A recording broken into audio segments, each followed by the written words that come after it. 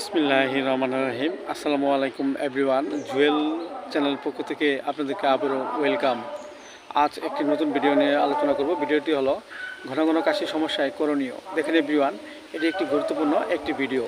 কাশি নিজে কোনো রোগ নয়, ইহা অন্য রোগের উপসর্গ মাত্র। কাশি দুই ধরনের হয়ে থাকে, একটি হলো সরল কাশি, আরেকটি হলো শুষ্ক কাশি। কাশি হওয়ার কারণ হলো আমরা যে অত্যধিক পরিমাণে ঠান্ডা জাতীয় খাবার খাই কিংবা পানিতে নেমে অবিরাম কাজ করি, এর ফলে অনেক সময় আমাদের মাঝে এই কাশি রোগটি দেখা দিতে পারে। সেভরিয়ান, ঘন ঘন কাশি হলে আমরা যে হোমিওপ্যাথি চিকিৎসা গ্রহণ করতে পারি, যেমন দেখা যাচ্ছে যে হঠাৎ যদি আমাদের মাঝে যদি কাশি আসে, কাশতে কাশতে চোখ মুখ লাল বর্ণ ধারণ করে, এসব লক্ষণে আমরা যে ওষুধটি খেতে পারি সেটা হলো বেলাডোনা 30। আমরা 2 ফোঁটা করে সকাল বিকেল 2 বার সেবন করতে পারি। আবার দেখা যাচ্ছে যে আমাদের মাঝে যদি কাশি আসে, কাশতে কাশতে শরীর দুর্বল হয়ে যায়, কাশির সাথে গয়া উঠে, এসব লক্ষণে আমরা যে ওষুধটি খেতে পারি সেটা হলো কেলো হাইড্রো 30। আমরা 2 ফোঁটা করে সকাল বিকেল 2 বার সেবন করতে পারি।